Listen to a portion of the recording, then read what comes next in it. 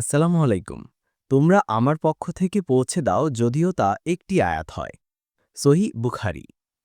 তার কথার চেয়ে আর কার কথা উত্তম হতে পারে, যে মানুষকে আল্লাহর দিকে আহ্বান করে, সৎকাজ করে এবং বলে, আমি একজন মুসলিম।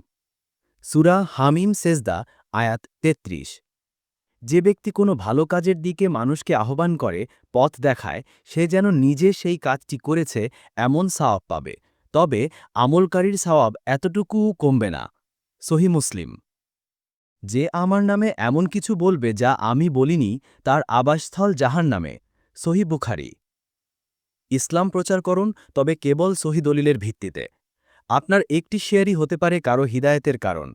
সেই সওয়াব ইনশাআল্লাহ জমা হতে থাকবে কিয়ামত পর্যন্ত। লাইক দিন, শেয়ার করুন এবং অন্যদের আমন্ত্রণ জানান।